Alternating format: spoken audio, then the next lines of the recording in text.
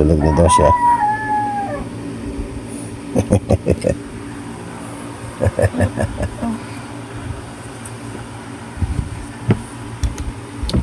Bablog ka pala eh. May tanong lang ako. Sino ang taong mapalad? Magandang tanong yan. Ang taong mapalad, siyempre yung nagbabasa, nakikinig, at tumutupad. Ano yung babasahin?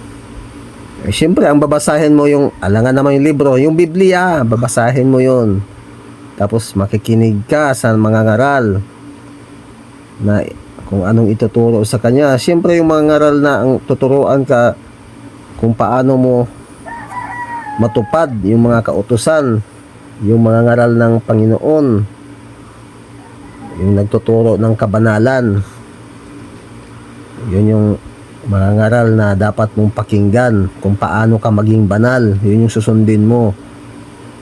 Magbasa ka ng Biblia, kung anong ituturo ng mga ngaral. Siyempre, babasahin mo sa Biblia yun kung tama ba yung pinagsasabi niya. Baka nagsasabi lang siya ng hindi pala totoo. Malalaman mo yun kung anong binabasa niya, pinagsasabi niya. Babasahin mo rin yun sa Biblia para may katibayan. Kung tama yung pinagsasabi niya, yung totoong mga ngaral yun, makinig ka sa kanya. Yung pinagsasabi niya na sa Biblia, tungkol sa Biblia, basahin mo rin sa Biblia. At kung napakinggan mo na tama at tinuturuan ka ng kabanalan, paano mo masunod, siyempre sundin mo yung mga pinagsasabi niya, sundin mo ayon sa Biblia.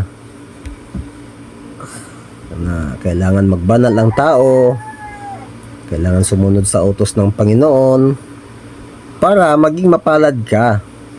Magbasa ka, makinig at tumupad.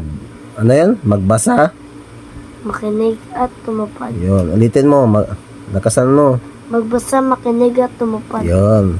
Magbasa ka ng Biblia, makinig at tuparin mo. Tuparin mo ang mga utos. Yun.